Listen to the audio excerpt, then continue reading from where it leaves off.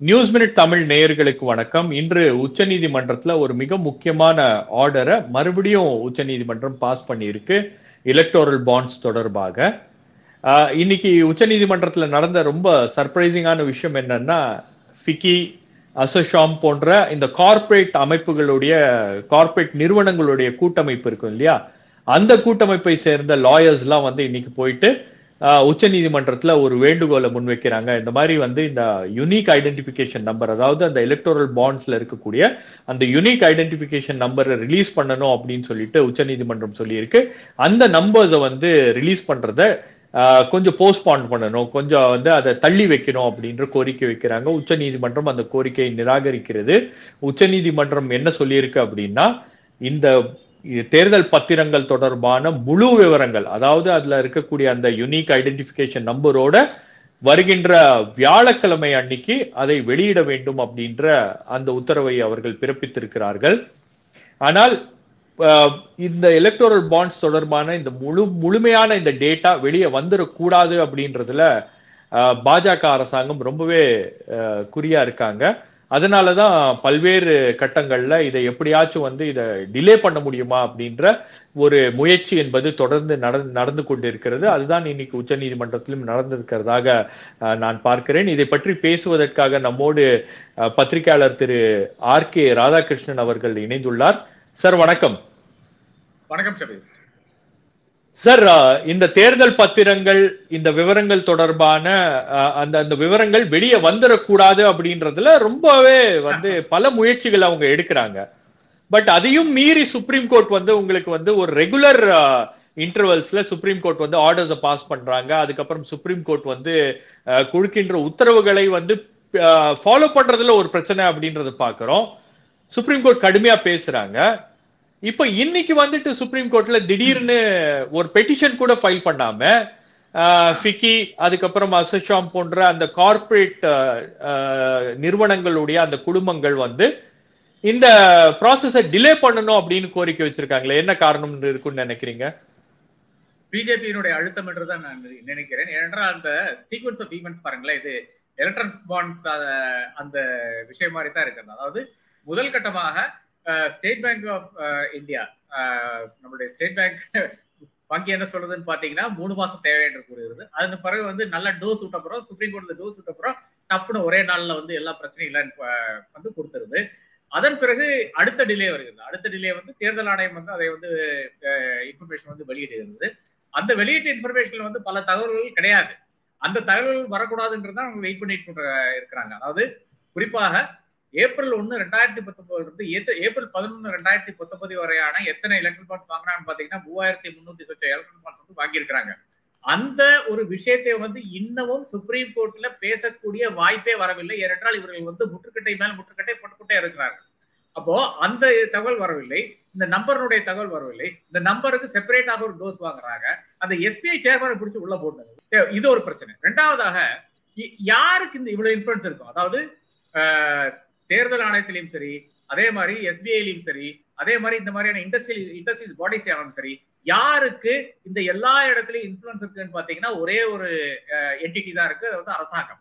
அந்த அரசாங்கம் யார் கையில இருக்குன்னு பாத்தீங்கன்னா இன்னைக்கு பாஜக கையில இருக்கிறது. அது எப்படிங்க இதுவரை இந்த ஒரு கேஸ்ல, அதாவது பாண்ட் கேஸ்லயோ அந்த மாதிரி இண்டஸ்ட்ரி கேஸா இருக்கட்டுமே, தனிப்பட்ட இண்டஸ்ட்ரீஸ் போய் ஏதாச்சும் ஒரு பிரச்சனை எழுப்பும் போதோ, இல்லை என்றால் ஒரு ஜாயிண்ட் இண்டஸ்ட்ரி கேஸ், இப்போ 2G கேஸ்ல எல்லாம் ஃபிக்கி வந்தாங்களா, அசோஷாம் வந்தாங்களா, எவனாச்சும் வந்தானா? யாருமே உள்ள வரல. இதுல உள்ள வர்றதுக்கான காரணம் என்னன்னு பாத்தீங்கன்னா, அதுவும் டாப் லாயர்ஸ் தான், யாருமே சின்னவர்கள் கிடையாது. ஃபிக்கி அசோஷாமுக்காக முகுல் ரோஹத்கி வாதாடுகிறார். நான் அப்ளிகேஷன் ஃபைல் பண்ணியிருக்கேன், இந்த நம்பர்ஸ் கொடுக்கறத மட்டும் கொஞ்சம் அப்படியே மாற்றி வச்சிருங்க அப்படின்னு சொன்ன உடனே சிஜிஐ சொல்றாரு, அப்படி அப்ளிகேஷன்லாம் என்கிட்ட இல்லை அப்படின்ட்டாரு. அது இவர்கள் என்ன சொல்றாங்கன்னா, இந்த பாண்ட் நம்பர்ஸ் வெளியே வரக்கூடாது அப்படின்னு சொல்றாங்க. பாண்ட் நம்பர்ஸ் வெளியே வந்தால் நிச்சயமாக எந்த கார்பரேட் யாருக்கு கொடுத்ததுன்னு மிக தெளிவாக ஈஸியாக நாம் கண்டுபிடித்து விடலாம். அதிலும் குறிப்பாக ஆளுங்கட்சிக்கு எவ்வளவு இருக்குன்ற நம்ம குறிப்பாக கண்டுபிடித்து விடலாம். இதுல இப்ப திமுக மாதிரி கட்சிகள் மட்டும்தான் வெளியே தானாக முன் அந்த பாண்ட் எவ்வளவு வந்திருக்குன்னு எல்லாம் அந்த தகவலை அளித்திருக்கிறார்கள். அதிமுக அளித்திருக்கிறது. ஏன் பாஜக அளிக்க மாட்டேங்குன்னு கேட்கிறேன். ஏன் பாஜக மட்டும் முற்றுக்கட்டையாக நிக்கிறதுன்ற நான் கேட்கிறேன். சால்வேனுடைய பிரச்சனை. ஹரிஷ் சால்வே வந்து எஸ்பிஐக்கு அப்ப ஹரிஷ் சால்வேனுடைய முக்கியமான பிரச்சனை தெரியுமா? நாங்க எல்லா தகவலையும் கொடுத்து விட்டோம், எஸ்பிஐ வந்து ஒண்ணுமே ஹோல்ட் பேக் பண்ணல, நாங்க பாண்ட் நம்பர்ஸையும் கொடுத்துடுறோம், ஓட்டர் அறியறதெல்லாம் ஒரு விஷயம். ஆனால் இப்ப அடுத்ததாக ஒரு இந்த உங்க கோர்ட்லயே வந்து ஒரு புதுநட வழக்கு யாராச்சும் தொடர்ந்து விட்டாங்கன்னா, அதாவது இத வந்து நீங்க விசாரிங்க, இது கொடுத்தனாலதான் அது ப்ராஜெக்ட் கொடுத்தாங்க, இந்த பாண்டு கொடுத்தனாலதான் இவரை வந்து வெளியிட்டாங்க, இந்த மாதிரி விஷயங்கள் வந்து சொல்ல ஆரம்பிச்சா அப்புறம் பெரிய பிரச்சனை ஆயிரும் என்ற அளவில் வந்து மிக தெளிவாக ஓப்பனாக கூறியிருக்கிறார்கள்.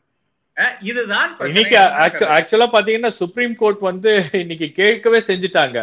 நீங்க ஏதாவது பொலிட்டிக்கல் பார்ட்டிய வந்து சால்வே அவர்களே, நீங்க ஏதாச்சும் பொலிட்டிக்கல் பார்ட்டிக்காக வாதாடுறீங்களா அல்லது எஸ்பிஐக்காக வாதாடுறீங்களா அப்படின்னு.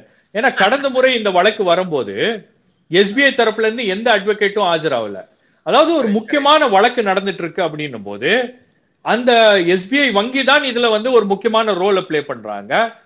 அந்த வழக்கறிஞர் அங்க இல்ல அப்படின்றது வந்து ஒரு பக்கம் நீதிமன்றத்தை வந்து அவமதிக்கிற மாதிரி ஒரு விஷயம். ரெண்டாவது, நீதிமன்றம் சொல்லுகின்ற அந்த ஆர்டர்ஸ் இருக்கு இல்லையா, நீங்க எலக்டோரல் பாண்ட்ஸ் தொடர்பான முழுமையான டேட்டாவை வெளியிடுங்க அப்படின்னும் போது மறுபடியும் எங்களுக்கு சந்தேகம் இருக்கு, மறுபடியும் இதை வெளியிடணுமா அதை வெளியிடணுமா அப்படின்னு சொல்லிட்டு ஒரு மாதிரி அதை கன்ஃபியூஸ் பண்ற மாதிரி ஒரு விஷயத்த தொடர்ந்து பண்ணிட்டு இருக்காங்களா சார்? நிச்சயமாக அதான் செய்து கொண்டிருக்கிறார்கள். இப்போ ஃபிக்கியை பொறுத்தவரை வந்து ஃபிக்கியில வந்து தொடர்ச்சியாக வருகின்ற சீஃப் ஜஸ்டிஸ் பாப் டேலர் ஆரம்பிச்சு நம்மளுடைய இவரோட சந்திரசூட போயிருக்காருன்னு நினைக்கிறேன். பாப் டே வந்து அந்த மீடியேஷன், ஆர்பிட்ரேஷன் இந்த மாதிரி விஷயங்கள்ல எல்லாம் சுப்ரீம் கோர்ட்டை வந்து ஹெல்ப் பண்ணி கொண்டிருக்கிற ஆர்கனைசேஷன் வந்து ஃபிக்கி. இந்தியாவில் இருக்கின்ற ஒரு இன்டெலெக்சுவல், அதாவது இண்டஸ்ட்ரீஸ்ல பெரிய இன்டெலெக்சுவல்ஸ் இருக்க மாட்டாங்க, பட் இருந்தால் கூட அதுல இருக்கிற ஒரு இன்டெலெக்சுவல் இடம் பாத்தீங்கன்னா ஃபிக்கியாக தான் இருக்கிறது. அந்த ஃபிக்கி என்ன பண்றது பாத்தீங்கன்னா அவர்கள் வந்து இன்னைக்கு போய் சுப்ரீம் கோர்ட் முன்னால் நிற்கிறாங்க. இது ஒரு விஷயமாக, பெரும் விஷயமாக நான் பார்க்கிறேன். இதுவரை ஃபிக்கியினுடைய அந்த இது எடுத்து பாருங்களேன், அவர்களுடைய அந்த லீகல் ஹிஸ்டரி எடுத்து பாத்தீங்கன்னா எந்த மாதிரி விஷயங்களுக்காக அவர்கள் வந்து போராடி வந்திருக்காங்க பாத்தீங்கன்னா, காமன் இண்டஸ்ட்ரி விஷயங்களுக்காக அவர்கள் வந்து பல விஷயங்கள் வந்து லாபி பண்ணியிருக்காங்க, போராடி இருக்காங்க. இல்லை என்றால் வேண்டுமென்றால் ஒரு அட்வைசரியல் பொசிஷன் கூட அரசாங்கத்துக்கு எதிராக எடுத்திருக்கிறார்கள். அதுதான் ஃபிக்கியாக இருக்கிறது. அந்த ஃபிக்கி வந்து இன்னைக்கு ஏதோ ஒரு வற்புறுத்தலுக்கால், என்னை பொறுத்தவரை பாஜகவுடைய வற்புறுத்தலின் பேரில் தான் இப்ப போய் நிற்கிறது என்றுதான் நான் கருதுகிறேன். இது நிச்சயமாக இது வந்து அந்த பாண்ட் நம்பர்ஸ் எப்படியாச்சும் ஒரு டைம் வாங்கிடணும், அவ்வளவுதான். அதாவது இன்னைக்கும் இது வந்து வெளிவரக்கூடாது என்ற அந்த விஷயத்தில் தான் வருகிறது. இது கடைசியில் எங்க போய் நிற்குன்னு பாத்தீங்கன்னா, 2014 ஊழலின் உறவிடம் காங்கிரஸ் என்று கூறி ஆட்சிக்கு வந்தது பாஜக. நரேந்திர மோடியை நாம் எதுக்கு ஆட்சிக்கு கொண்டு வரணும் பாத்தீங்கன்னா, இந்த அளவுக்கு அவலமான ஒரு ஆட்சி நாம் பார்க்க முடியாது. 2G ஆனாலும் சரி, CWG ஆனாலும் சரி, MiG-21 கிராஷஸ் ஆனாலும் சரி, இந்த மாதிரியான எவ்வளவோ பிரச்சனைகள். ராம்லீலா மைதான்ல பெரிய ஒரு ஆர்ப்பாட்டமே நடந்தது. அந்த ஆர்ப்பாட்டத்தில் இருக்கிற நபர்கள் எல்லாம் பிறகு பயங்கரமா செட்டில் ஆயிட்டாங்க. நம்மளுடைய கிரண்பேடி வந்து இங்க லெப்டினன்ட் கவர்னர் அண்ணா ஹசாரே வாய்ஸே கிடையாது. அரவிந்த் கெஜ்ரிவால் வந்து முதலமைச்சராக உட்கார்ந்து கொண்டிருக்கிறார். இன்னைக்கு வந்து ஒரு வழி இல்லாமல் வந்து இந்தியா கூட்டணி கூட அவர் போய் நின்று கொண்டிருக்கிறார். இந்த மாதிரி ஒவ்வொருத்தரும் வந்து செட்டில் ஆயிட்டாங்க. அந்த அஜிடேஷன் ராம்தேவ் வந்து இந்தியாவிலேயே ஒரு பெரிய செல்வந்தர்கள் ஒருவராக மாறிவிட்டார். அப்படி ஒவ்வொரு நபரும் வந்து செட்டில் ஆகிவிட்டார்கள். ஆனால் இன்னைக்கு என்னன்னு பாத்தீங்கன்னா, ஊழலுடைய உறவிடம் ஒரு காலத்துல காங்கிரஸா இருந்தது. ஆனால் இன்றைக்கு உலகத்திலேயே மிகப்பெரிய ஊழல் கட்சி என்பது பாஜக தான் என்ற நிறுவனமான அளவுக்கு தான் நாம் பார்த்து கொண்டிருக்கிறோம். அதாவது என்ன ஃபேவர்ஸ் கொடுக்குறாங்க பாருங்களேன். ப்ராஜெக்ட்ஸ் வேணும்னா நீங்க வந்து தேர்தல் பத்திரம் வாங்க வேண்டும். அதே மாதிரி ஒரு கேஸ்ல இருந்து வெளிவர வேண்டும் என்றால் நீங்க வந்து தேர்தல் பத்திரம் வாங்க வேண்டும். தேர்தல் பத்திரம் வாங்காவிட்டால் ரெய்டு வரும். இந்த அளவுக்கு வந்து நமக்கு காரலேட் பண்ற அளவுக்கு விஷயங்கள் வந்து நம்ம முன்னால் இருக்கிறது. இந்த காரலேஷன் முடிந்து விட்டது. நமக்கு என்ன வேணும்னு பாத்தீங்கன்னா, அந்த நம்பர்ஸ் வந்து கரெக்டா தெரியும். எத்தனை டு த லாஸ்ட் பைசா, எத்தனை பைசா வந்து இந்த நபருக்கு போயிருக்கு, எத்தனை பைசா வந்து பிஜேபிக்கு போயிருக்குன்னு தெரியும். எங்க 12,000 கோடி எங்க, பாக்கி இருக்கின்ற கட்சிகள் வாங்கின காசுங்க. இதுல ஒண்ணு தெளிவாக தெரியுங்க. நீங்க ஆட்சியில இருந்தீங்கன்னா, அந்த ஆட்சியில வந்து ஸ்டேட்ல இருந்தாலும் சரி, மத்தியில் இருந்தாலும் சரி, அதை அணுகுவதற்கு கார்பரேட்டுக்கு ஒரு ரொம்ப எளிதான ஒரு ரூட் வந்து, அதாவது ஒரு கரப்ஷன் ரூட் வந்து பாஜக அமைச்சு கொடுத்திருக்கிறது, நரேந்திர மோடியோட அரசாங்கம் அமைச்சு கொடுத்திருக்கிறது. இது வெளியே வர்றதுல வந்து ரொம்ப டென்ஷனா இருக்காங்க. ஏனென்றால் இது வந்து மக்களுக்கு மிக எளிதாக புரியும். நீங்க வந்து இந்த பெகாசஸ் எடுத்து கொண்டு வந்தீங்க, 2019 பெகாசஸ் பத்தி பேசுனீங்க, அது மக்களுக்கு புரியாத ஒரு விஷயமா இருந்தது.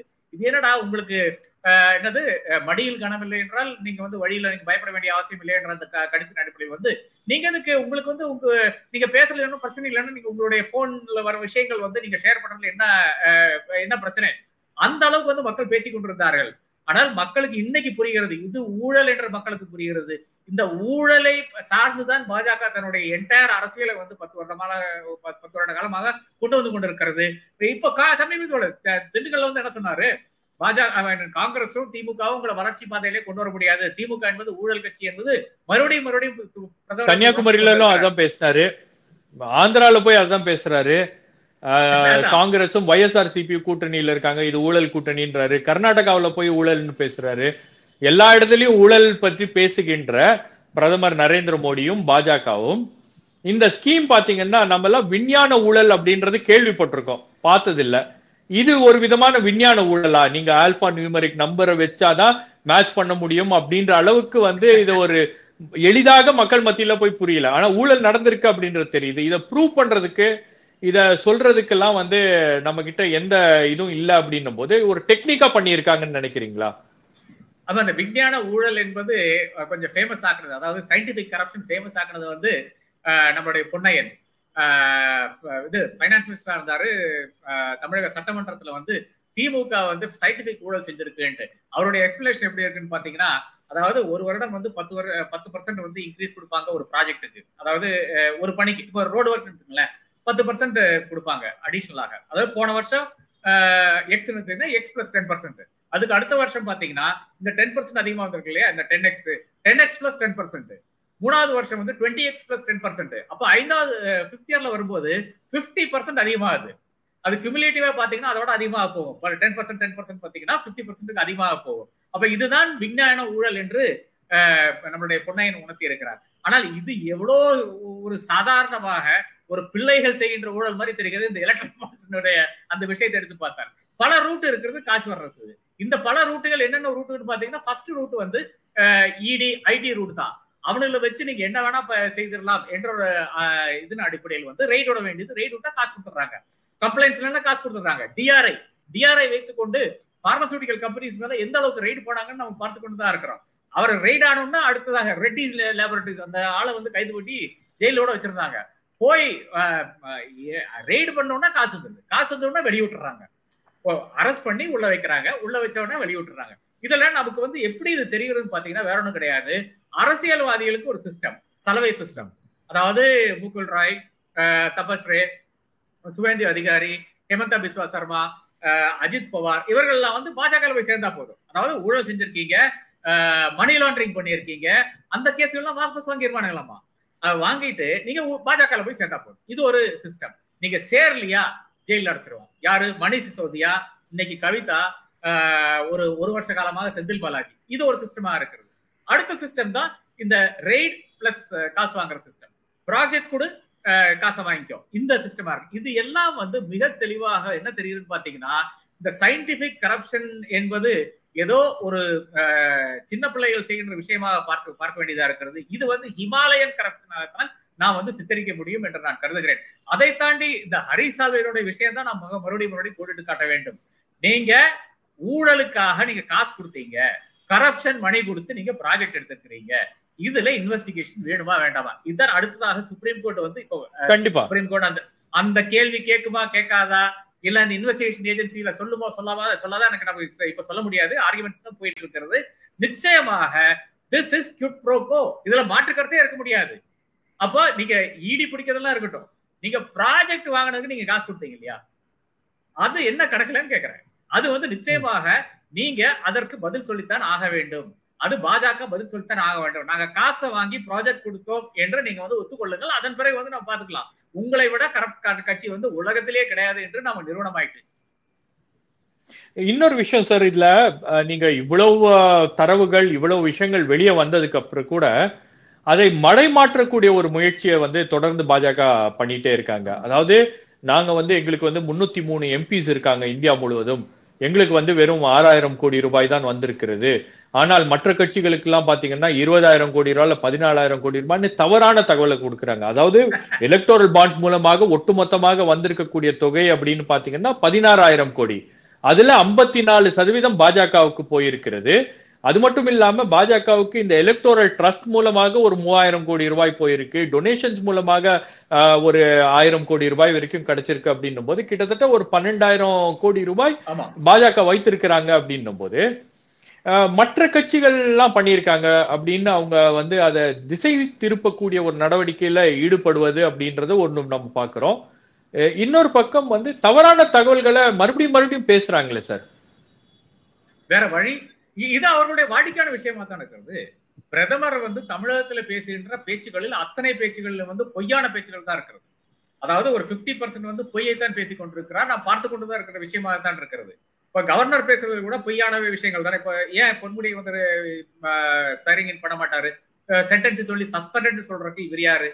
லீகல் எக்ஸ்பர்ட்டே சொல்லிவிட சுப்ரீம் கோர்ட் சொல்லி விட்டுருச்சு. தேர்தல் ஆணையம் சொல்லிடுச்சுங்க. திருக்கோயிலூர் வந்து வேகண்ட் என்று அறிவித்த தேர்தல் ஆணையம் 3 மணி நேரத்துக்கு அதை வாபஸ் வாங்கிட்டு அப்பாலஜைஸ் பண்ணியிருக்கு. இல்லங்க கிடையாதுங்க, இது வந்து தவறான தகவல் வந்து நாங்க வெளியிட்டு இருக்கோம் சொல்லியிருக்கு. 2 இண்டிபெண்டன்ட் இன்ஸ்டிடியூஷன்ஸ் வந்து வெளியே வந்து சொல்லியிருக்கு திருக்கோயிலூர் இஸ் நாட் வேகண்ட். அதனுடைய அர்த்தம் என்ன? இவர் எம்எல்ஏ தானே. அப்ப கவர்னர் ஆனாலும் சரி, பிரதமர் ஆனாலும் சரி, அமித்ஷா ஆனாலும் சரி, தொடர்ச்சியாக பொய்யான விஷயங்களை, பொய்யான தகவல்களை வைத்துக் கொண்டுதான் இதுவரை வந்து அரசியல் செய்து வந்திருக்கிறார்கள். அந்த அரசியலினுடைய நீட்சியாகத்தான் இதை பார்க்க வேண்டியதா இருக்கிறது. நான் சொல்றேன், 12,000 கோடி ஒரு கட்சிக்கு போயிருக்கு. அது இல்லங்க 6,000 கோடி சாதிக்கிறாங்களே, இது எவ்வளவு பெரிய ஒரு போங்குன்னு பாருங்களேன். அதாவது மார்ச் 2018 வந்து நீங்க ஆரம்பிங்கன்னு சொல்றேன். அந்த நம்பர்ஸ் எங்கேன்னு கேட்கிறேன். எனக்கு அந்த நம்பர் கூட வேண்டாம், எனக்கு இந்த நம்பர் கொடுங்க. நீங்க 3000 சொச்சம் தேர்தல் பத்திரங்கள் வந்து ஏப்ரல் 1, 2019 இருந்து ஏப்ரல் 11, 2019 வரை வித்திருக்குது. அதுல என்னை பொறுத்தவரை முக்காவாசி வந்து பாஜக தான் போயிருக்கிறது. That change the course of the 2019 election என்று நான் வந்து இன்னைக்கு அடிச்சு சொல்றேன். I am willing to take bet on it. அந்த காசை வச்சு தான் ஜெயிச்சாங்கன்னு நான் சொல்றேன். இது ஒரு பக்கம். அடுத்தது பாத்தீங்கன்னா, சரி ஒருத்தனுக்கு வந்து ஒரு 12,000 கோடி வருது, அடுத்த ஆளுக்கு வந்து ஒரு 7,000 கோடி, 8,000 கோடி, 9,000 கோடி, இது ஏதோ ஒரு நம்பர் வச்சுக்கணும். இது வந்தால் நிச்சயமாக நம்ம கூற முடியும், இல்லங்க இது வந்து எல்லாமே கொஞ்சம் ஃபேரா தான் இருக்கிறது அப்படின்ட்டு. அதாவது பாஜக இருக்கு உலகத்திலேயே மிகப்பெரிய கட்சி, இந்தியாவிலே மிகப்பெரிய கட்சி, ஒத்துக்கொள்கிறோம் 12,000 கோடி. காங்கிரஸ் வந்து அட்லீஸ்ட் அதனுடைய 3/4 கிடையாதா? இல்லை என்றால் பாக்கி அனைத்து கட்சிகளும் சேர்த்து இதனுடைய ஒரு 4,000 எம்எல்ஏங்க, 4,000 எம்எல்ஏ வந்து நீங்க எவ்வளவு எம்எல்ஏ வச்சிருக்கீங்க, பாக்கி இருக்கின்ற நம்ம எம்எல்ஏஸ் எவ்வளவுன்னு பார்த்தாங்கன்னா நமக்கு தெரியும். பாதிக்கு மேற்பட்ட வருகின்ற எம்எல்ஏஸ் வந்து எதிர்கட்சியில தான் இருக்கிறாங்க, இல்லை என்றால் உங்களுடைய கூட்டணி கட்சியில தான் இருக்காங்க. அவங்களுக்கு எல்லாம் சேர்த்தா நீங்க எலக்ட்ரல் பாண்ட்ஸ் வாங்கினீங்கன்னு கிடையாது இல்லையா? உங்களுக்காக நீங்க பிஜேபிக்காக தானே எலக்ட்ரல் பாண்ட்ஸ் வந்தது. அப்படி பார்த்து விட்டால் எம்எல்ஏ கணக்கு ஏன் எம்பி கணக்கை பத்தி பேசிட்டு இருக்கீங்க? எம்எல்ஏ கணக்கெடுத்தால் நமக்கு மிக தெளிவாக தெரியும், இவர்கள் வந்து they have changed the level playing field. அதைத்தான் செஞ்சாங்க. அதாவது எங்க கட்சிக்கு வந்து காசு வர வேண்டும், எங்க கட்சிக்கு வந்து தேர்தலை ஜெயிக்க வேண்டும். இது இன்னைக்கு நேற்று ஆரம்பிச்சு கிடையாது. 2014 நவம்பர்ல நடந்த டிமானிட்டைசேஷன் வந்து யூபி தேர்தலை நோக்கி வச்சது ஒரு அடியாகத்தான் நான் பார்க்கிறேன். அதனாலதான் பாக்கி கட்சிகளிட்ட காசு இல்லாம போச்சு. அதனால அவர்கள் வந்து செலவு பண்ண முடியல. அந்த குரூஷியல் டைம்ல வந்து பெட்ரோல் போடுற காசு இல்லைன்னா எவன் வந்து வேலை பண்ணுவான்? நிச்சயமாக அதனாலதான் அந்த தேர்தலில் வந்து எஸ்பி வந்து தோக்குற. எஸ்பி வந்து நிறைய பிரச்சனைகள் இருந்தது, இருந்தாலும் அந்த தேர்தலில் வந்து பெரிய டஃப் கொடுத்துருக்கோன்னு நான் கருதுகிறேன். காசு பூரா ஆர்பிஐ கிட்ட இருக்கிறதுனால புது காசு வந்து கம்ப்ளீட்டாக என்ஐஏ பொறுத்தவரை வந்து பாஜக கிட்ட போச்சு. பாஜக வந்து அதை வந்து எடுத்து செலவு பண்ணுச்சு. இது ஒரு பக்கம். அடுத்ததாக இவர்கள் என்ன செய்தாலும் பாத்தீங்கன்னா எல்லா இடத்துலயுமே இந்த வந்து லெவல் பிளேயிங் ஃபீல்டே மாத்திக்கொண்டே இருக்கிறார். 2019 டாடா ஸ்கைல ஒரு புது சேனல் வருது, நாமோ டிவி. அது என்ன கணக்குன்னு கேக்குறேன். இந்த இதுல நீங்க வந்து ட்ரெயின்ல போனீங்கன்னா அந்த சாய் கப்ல வந்து இது மோதியினுடைய பாஜகனுடைய சிம்பல், மோதியினுடைய படம், அது எங்கிருந்து வந்ததுன்னு கேக்குறேன். அப்ப தொடர்ச்சியாக இவர்கள் வந்து என்ன செய்து கொண்டிருக்காங்க பாத்தீங்கன்னா, இந்த லெவல் பிளேயிங் ஃபீல்ட மாத்திர அந்த விஷயத்தில் மட்டும்தான் இது செய்து கொண்டிருக்கிறார்கள். அந்த லெவல் பிளேயிங் ஃபீல்ட்ல மாற்றக்கூடிய அந்த விஷயம் இன்னைக்கு என்று என்னவென்று நமக்கு இன்னும் தெரியவில்லை. 2019 இன்னொரு பெரிய விஷயம் பெகாசஸ். அப்ப என்னென்ன பண்ணாங்க பாத்தீங்கன்னா, நாமோ டிவி நோ பர்மிஷன்ஸ் ரிக்வயர்டு, இது பெகாசஸ் எதிர்கட்சியில கம்ப்ளீட்டாக உளவு பார்த்தார்கள். Nation had not recovered from demonetization and GST, flawed implementation of GST. எதிர்கட்சிகளிட்ட காசு கிடையாது. காசு இல்லாமல் நெருக்கி கொண்டு 2019 தேர்தலை வந்து எதிர்கொண்டார்கள் எதிர்கட்சிகள். இன்னைக்கு நமக்கு இன்னும் தெரியலங்க, என்னத்தை செய்து வச்சிருக்காங்கன்னு நமக்கு இன்னும் தெரியல. இப்ப பேக் ஃபுட்ல இருக்கிறதுனால வந்து இந்த இஷ்யூ மட்டும் பேசிக்கொண்டிருக்கிறோம், தேர்தல் பத்திரங்கள் மட்டும் பேசிக்கொண்டிருக்கிறோம். எவ்வளவோ பிரச்சனைகள் இருக்கிறது, என்ன பிரச்சனைன்னு நமக்கு இன்னும் தெரியவில்லை. நிச்சயமாக தேர்தல் முடிஞ்சது பிறகு நமக்கு தெரியும் என்று நான் கருதுகிறேன். இப்போ ஒரு லெவல் பிளேயிங் ஃபீல்ட் எப்படின்னு பாத்தீங்கன்னா, எதிர்கட்சிகள் சமபலத்தில் இருக்கிறதாக நான் காண்கிறேன். இல்லை என்றால் இன்னும் கொஞ்சம் பாஜகவோட கொஞ்சம் அவர்களுடைய மொமெண்டம் அதிகமாக நான் பார்க்கிறேன். அப்ப இந்த ஒரு கோணத்திலிருந்து அடுத்தது என்ன நடக்கும் என்ற ஐயத்தோடு தான் நான் இந்த பேட்டியை முடிக்கிறேன். ரைட் சார், கடைசியாக ஒரு கேள்வி. அதாவது எலக்டோரல் பாண்ட்ஸ்ல ஒரு பக்கம் எலக்டோரல் பாண்ட்ஸை எதிர்த்துட்டு இன்னொரு பக்கம் திமுக வந்து எலக்டோரல் பாண்ட்ஸ் மூலமாக மார்டின் கிட்ட இருந்து பணம் வாங்கியிருக்காங்க, லாட்டரி கிங் பின். இது பல்வேறு விதமான விமர்சனங்களுக்கு உள்ளாகி இருக்கு. நீங்க ஒரு பக்கம் வந்து பாசிசத்தை நீங்க வந்து எதிர்க்கிறீங்க, சண்டை செய்றீங்க அப்படின்னும் போது இந்த மாதிரியான கரப்ஷனோ அல்லது கரப்ஷன் கம்ப்ளைண்ட்ஸ்ல மணி லாண்டரிங்ல விசாரணைக்கு உட்படுத்தப்பட்ட நபர்கள்கிட்ட இருந்து நீங்க நிதி வாங்கி இருக்க கூடாது. அது திமுக செய்த ஒரு மிகப்பெரிய தவறாக தான் நம்ம அதை பார்க்கணும். இல்ல, என்ன பொறுத்தவரை வந்து இப்போ நீங்க கார்பரேட் தான் காசு வாங்க முடியும். கார்பரேட்னா இப்போ செல்வந்தர்கிட்ட இருந்து மட்டும் தான் காசு வாங்க முடியும். இந்த எலெக்ஷனே அப்படித்தான் நடந்து கொண்டிருக்கிறது. யார் காசு கொடுக்குறாங்களோ நீங்க அவங்ககிட்ட இருந்து வாங்கிடுறீங்க. என்ன பொறுத்தவரை பிரச்சனை இவ்வளவுதான். நீங்க அந்த காசுக்கு கைமாற்றாக என்ன செய்தீர்கள், இதுதான் கேள்வி. அந்த கேள்விக்கு நீங்க மனசு தொட்டு இல்ல நாங்க ஒண்ணும் செய்யல, இல்ல என்றால் நாங்க வந்து அவங்க கிட்ட காசு வாங்கிட்டு நாங்க வந்து லாட்டரியை வந்து தமிழ்நாட்டுல விட்டுட்டோம் அப்படின்னு ஏதாச்சும் பதில் இருந்ததுன்னா நிச்சயமாக அது ஒரு பிரச்சனையாகத்தான் பார்க்க வேண்டியதா இருக்குது. என்னை பொறுத்தவரை மார்ட்டினுடைய பெரிய பிசினஸ் பாத்தீங்கன்னா இதுதான், லாட்டரி தான். அந்த லாட்டரி இன்னும் தமிழகத்தில் வரவில்லை. இருக்கின்ற மாநிலங்கள் எவ்வளவோ இருக்கிறது. அந்த மாநிலங்கள் தான் நம்ம கேள்வி கேட்க வேண்டும் என்று நான் கருதுகிறேன். ஒண்ணு.